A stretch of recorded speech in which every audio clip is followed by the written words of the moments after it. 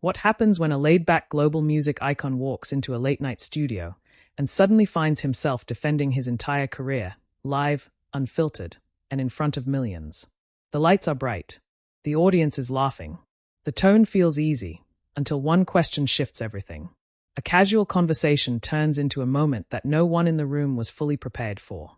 Not the host, not the audience, and certainly not the guest. Subscribe to Prime Talk, hit like, and share your thoughts in the comments below, because moments like this aren't just interviews, they are turning points. On the surface, it looked like just another late-night appearance. A chart-topping artist promoting his latest project. A seasoned host known for his sharp wit and composed delivery. A format audiences have seen countless times before. But what unfolded that night would blur the line between entertainment and confrontation, between humor and something far more personal. Post Malone had built a reputation that didn't quite fit into traditional boxes. With his signature blend of hip-hop, rock, and melodic storytelling, he became one of the most recognizable voices of his generation. Tattoos covering his face, a relaxed demeanor, and a personality that often seemed detached from industry politics, he wasn't trying to be conventional. And that's exactly what made him stand out. Across the desk sat Stephen Colbert, a host known for his intelligence, timing, and ability to navigate conversations with precision. Years of live television had made him a master at balancing humor with deeper commentary. His interviews often carried an undercurrent, subtle, but intentional. He didn't just entertain, he probed. When these two personalities met on live television, it was expected to be engaging, maybe even humorous. But no one anticipated how quickly the tone could shift. The setting was familiar. The audience clapped as Post Malone walked onto the stage, greeting Colbert with a handshake and an easy smile. There was laughter, a few light jokes, and the usual rhythm of late-night television began to settle in. It felt comfortable, predictable. At first, the conversation opened with safe territory, music, touring, creative process. Post Malone spoke in his usual calm, slightly reserved manner. His answers were thoughtful, sometimes understated, often reflecting a level of humility that contrasted with his massive success. Colbert listened closely, occasionally interjecting with humor, keeping the audience engaged. But beneath the surface, something was building. Because this wasn't just any phase in Post Malone's career. He had been navigating a shifting narrative, one that questioned his place in the music industry, his authenticity, and even the genre he was most associated with. Interviews, headlines, and public commentary had started to frame him in a way that wasn't entirely in his control. And Stephen Colbert, known for addressing cultural conversations head-on, was aware of that narrative. What made this moment different wasn't just the individuals involved. It was the timing. The industry was changing. Audiences were more vocal. Conversations about music, identity, and influence had become more intense, more scrutinized. And live television, despite its polished appearance, remained one of the few places where unpredictability could still break through. That unpredictability is what makes moments like this unforgettable. Because no matter how prepared a guest might be, no matter how experienced a host is, live television has a way of revealing something real. As the interview continued, there were subtle shifts, almost unnoticeable at first. A pause that lingered just a second longer than usual. A response that felt slightly more guarded. A question that carried more weight than the ones before it. The audience didn't react immediately. To them, it was still part of the show. But for those paying closer attention, the tone had begun to change. Stephen Colbert leaned forward slightly, his expression composed but focused. Post Malone, still relaxed on the surface, adjusted his posture, just enough to signal awareness. It was a small moment, but it mattered. Because in live television, it's often the smallest shifts that signal the biggest turns. What followed would challenge the boundaries of a typical interview.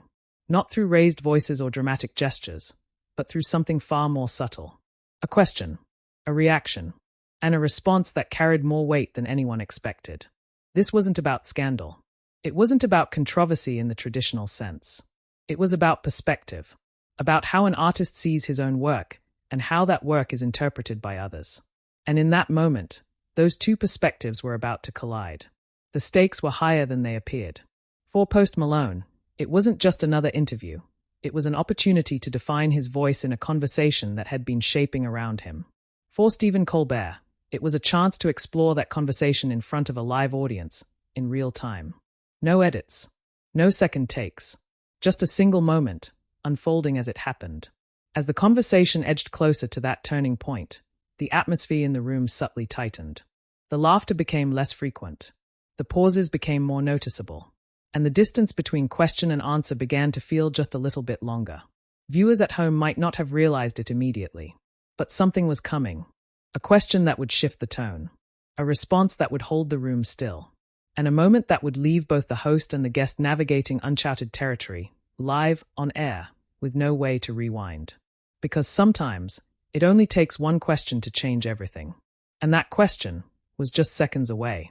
By the time that night arrived, the conversation surrounding Post Malone had already been evolving for months, quietly at first, then more visibly, as critics, fans, and media outlets began asking the same question in different ways. Where exactly did he belong in the world of music? It wasn't a new question, but it had taken on new weight. Post Malone had risen to fame with a sound that blurred boundaries. His breakout success didn't follow the traditional path of a hip-hop artist, nor did it fully align with pop or rock. Instead, it moved between them, sometimes all at once. Songs like White Iverson introduced him as something different, someone who didn't fit neatly into existing categories. And for a while, that uniqueness worked in his favor. But as his career expanded, so did the scrutiny. Interviews from earlier in his rise began resurfacing. In one particular instance, comments he made about hip-hop, not necessarily dismissive, but interpreted by some as distancing, started circulating again. Critics questioned whether he was benefiting from a culture he didn't fully embrace. Others defended him, pointing to his versatility and his genuine appreciation for multiple genres. The conversation wasn't simple, and it wasn't one-sided.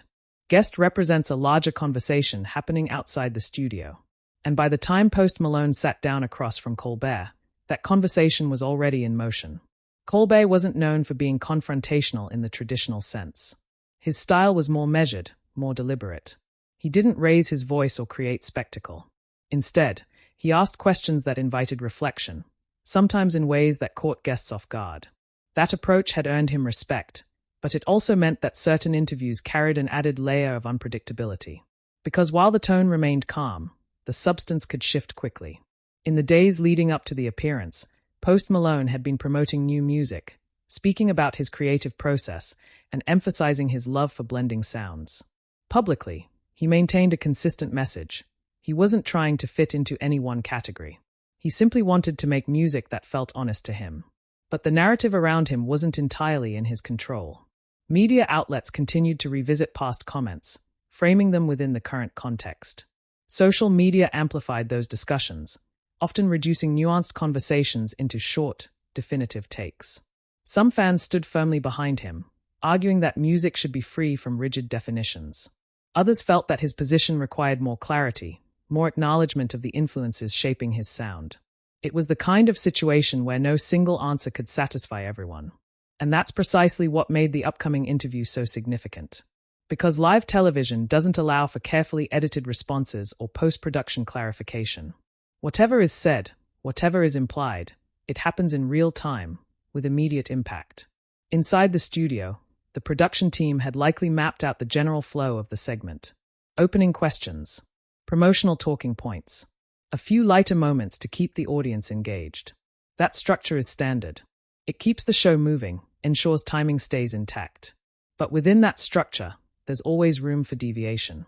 And Stephen Colbert, with years of experience, understood how to navigate that space. As the conversation progressed during the interview, the early moments followed that familiar pattern. There was laughter. There were stories. The audience responded as expected. Applause at the right moments, laughter at the right cues. On the surface, everything was aligned with the rhythm of late-night television. But context doesn't disappear just because the setting is light. For viewers who had been following the broader conversation around Post Malone, there was an underlying anticipation. Not necessarily for confrontation, but for acknowledgement. Would the topic come up? Would it be addressed directly, or avoided entirely? Those questions lingered quietly in the background. And then there was Post Malone himself. His demeanor had always been consistent, relaxed, slightly reserved, often speaking in a way that felt unfiltered but thoughtful. He wasn't known for aggressive responses or defensive reactions. If anything, his approach leaned toward de-escalation, even when faced with criticism. But that doesn't mean the pressure wasn't there. Because sitting across from a host like Stephen Colbert on a live stage with millions watching creates a unique environment. Every word carries weight. Every pause becomes noticeable. And every question has the potential to shift the direction of the conversation. As the interview moved forward, there were subtle indicators that the tone might not remain entirely light. Colbert's questions, while still delivered with his usual composure, began to carry slightly more depth. He referenced the broader landscape of music, the way genres intersect, the expectations placed on artists. Nothing direct, nothing confrontational, but enough to signal a transition. About the work, but about the meaning behind it. Ear it in, not physically in a dramatic sense, but in focus. His phrasing became more precise. The framing of the question suggested a deeper layer, one that connected directly to the ongoing narrative surrounding Post Malone's place in music. For a brief second, the rhythm of the conversation paused. Not completely. Not enough for the audience to react immediately, but enough for those paying close attention to notice. Post Malone's posture changed slightly. His expression remained calm, but there was a moment, just a fraction of a second, where the weight of the question seemed to register before the response even began. This was no longer just about promoting music. It was about interpretation, about perception, about how an artist navigates the space between intention and reception. And in that moment, the interview moved into a different territory. Not confrontational in volume, but in substance. The audience, still engaged, began to sense the shift, even if they couldn't fully define it yet. The laughter softened. The pauses grew a little longer. The energy in the room adjusted, almost imperceptibly, because something real was about to happen. A question that carried more than curiosity. A response that would need to balance honesty with composure. And a live broadcast that would capture it all, exactly as it unfolded. The setup was complete. The context was in place. And the moment everyone would remember was about to begin. The shift didn't arrive with a dramatic pause or a sudden change in tone. It came quietly, almost seamlessly, woven into the flow of the conversation. Stephen Colbert maintained the same measured delivery he had used from the beginning, his voice calm, his expression composed. But the substance of what he asked next carried a different kind of weight. He framed the question carefully, referencing the ongoing conversation around genre, authenticity, and how artists are perceived when they move between musical spaces. There was no accusation in his voice, no sharp edge in his wording. Instead, it sounded reflective, almost analytical. But the implication was clear enough for anyone familiar with the broader narrative. It was about how Post Malone fit into hip-hop, or whether he believed he did at all. For a brief moment, there was stillness. Not silence in the literal sense. The studio remained alive, the audience attentive, but a pause in rhythm. The kind of pause that doesn't interrupt the conversation, but subtly alters it. Post Malone didn't respond immediately. He looked at Colbert, then briefly downward, as if processing not just the question itself, but everything attached to it. His posture shifted slightly in his chair. One hand moved, resting against his leg, fingers tapping once, an almost imperceptible motion, but enough to signal thought. His expression remained neutral, but more focused now, less relaxed than it had been just moments before. Colbert didn't interrupt the pause. He waited. That, in itself, mattered. Because in live television, timing is everything. Hosts often move quickly, filling space to keep momentum. But hey, Colbert allowed the moment to breathe. He gave the question room to settle. And then Post Malone began to answer. His voice was steady, but quieter than before. Not hesitant, just more deliberate. He started by acknowledging the complexity of the conversation. He didn't dismiss the question, nor did he deflect it entirely. Instead, he leaned into it, carefully choosing his words. He spoke about music as a fluid space, about how genres, in his view, aren't meant to be boundaries but tools, ways to describe sound, not define identity. His tone wasn't defensive, but it carried a layer of seriousness that hadn't been present earlier in the interview. The audience listened closely. There were no laughs now, no immediate reactions, just attention. Colbert nodded slightly as Post Malone continued, maintaining eye contact, his expression attentive but unreadable. It wasn't confrontational, but it wasn't casual either. It was the kind of exchange where both participants understood that something more significant was being discussed. Post Malone then addressed the criticism more directly, without naming specific voices or incidents. He spoke about how interpretations can shift depending on context, how comments made at one point in time can take on new meanings later. There was no frustration in his delivery, but there was clarity. He wasn't trying to rewrite the narrative. He was trying to explain his position within it. Another brief pause followed. This time, it felt heavier. Colbert leaned forward slightly, just enough to signal engagement, and asked a follow-up. Again, the tone remained even, but the focus sharpened. He referenced the responsibility that can come with influence, particularly when an artist reaches a global audience while drawing from multiple musical traditions. The question wasn't long, but it was precise. Post Malone exhaled softly before responding. It wasn't a visible sign of discomfort, but it marked a transition. His next words came a bit slower, more measured than anything he had said earlier in the interview. He spoke about respect, about the artists and genres that influenced him, about the importance of acknowledging where music comes from, even when creating something new. His voice remained calm, but there was a firmness to it now, a sense that he was speaking not just to Colbert, but to everyone who had been part of the broader conversation. The audience remained quiet. Even the usual background sounds, the subtle movements, the shifting in seats, seemed to fade. Because this wasn't just an interview anymore. It was a moment of definition. Colbert listened without interruption, occasionally nodding, his expression still composed. When Post Malone finished, there was another pause, short, but noticeable. Then Colbert responded. Not with a challenge, not with contradiction, but with a statement that reframed the discussion. He acknowledged the complexity of the issue, the evolving nature of music, and the difficulty of navigating public perception in an era where every word is amplified. It was a controlled pivot, but the tension didn't disappear immediately. Because once a conversation reaches that level of depth, it doesn't simply return to lightness. It transitions slowly, carefully. Colbert shifted the topic slightly, introducing a lighter question. Something related to Post Malone's recent work, his creative process, the experience of performing live. The change was subtle, but intentional. Post Malone responded, and gradually, the rhythm of the interview began to stabilize again. The audience exhaled, almost collectively. A few scattered laughs returned. The energy lifted, but not completely. There was still a residue from what had just taken place, a sense that something real had been said, something that couldn't be fully absorbed in the moment. For viewers at home, the shift might have felt brief. But in the studio, it lingered. Because live television captures more than just words. It captures presence, timing, the space between question and answer. And in that space, something had happened. Not a confrontation in the traditional sense. Not raised voices or visible conflict. But a moment where two perspectives met, openly, directly, and without the safety net of editing. Post Malone had been asked a question that carried the weight of an ongoing narrative. And he had answered it. Calmly, clearly, in real time. As the interview moved toward its conclusion, the tone continued to lighten, but the earlier exchange remained part of the atmosphere. It wasn't addressed again directly, but it didn't need to be.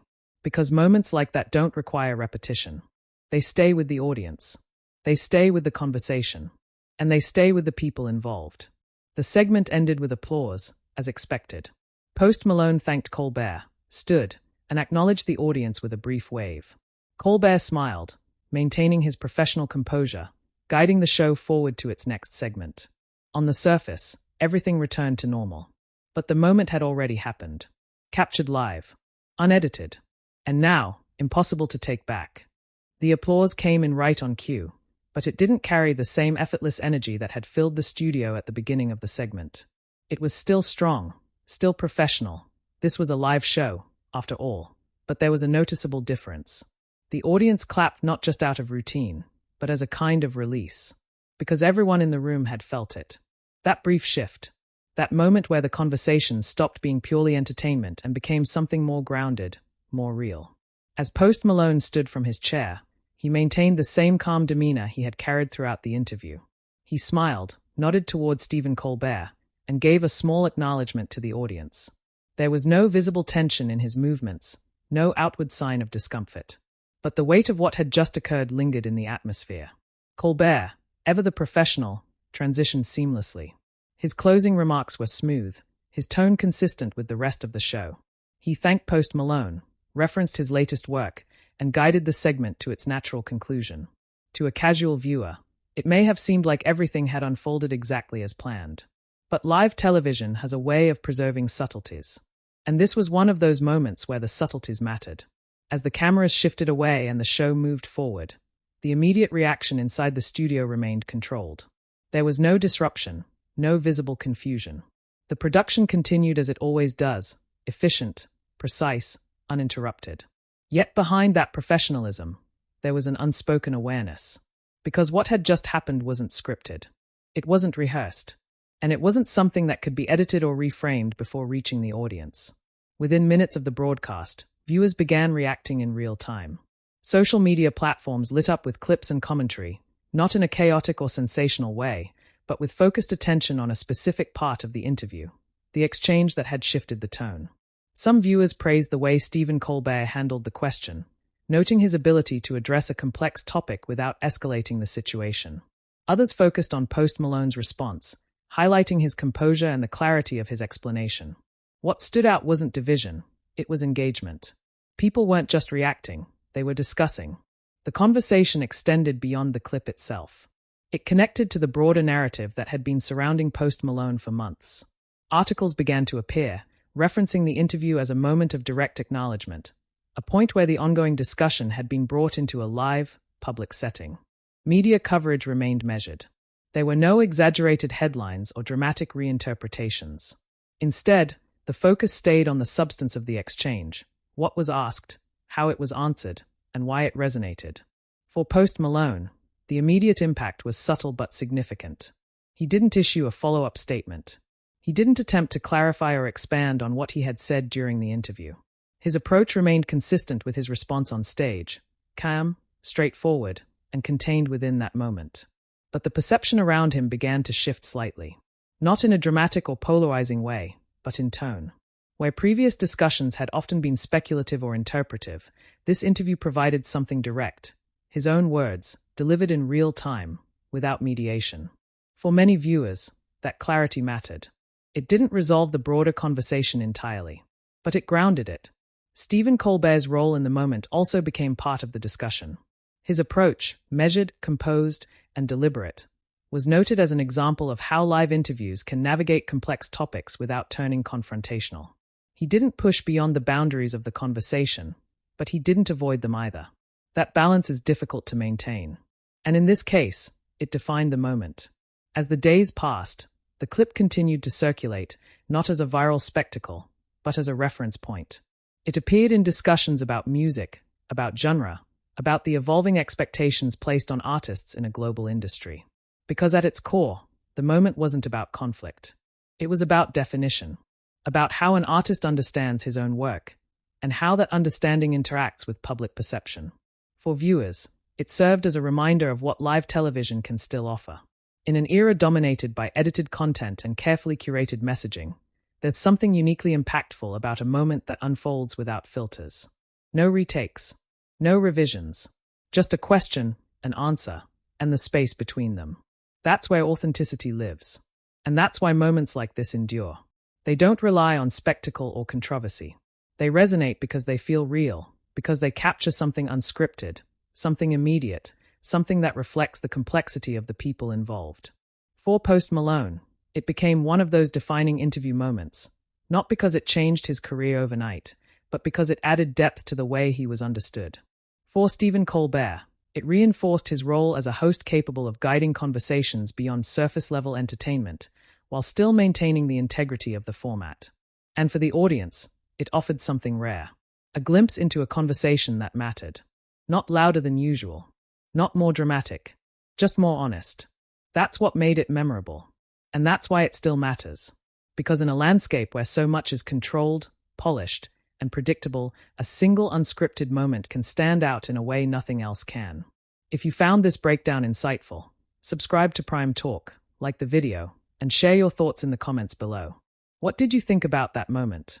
Did it change the way you see interviews like this, or the artists involved? Because sometimes, the most important stories aren't the ones that are planned. They are the ones that happen live.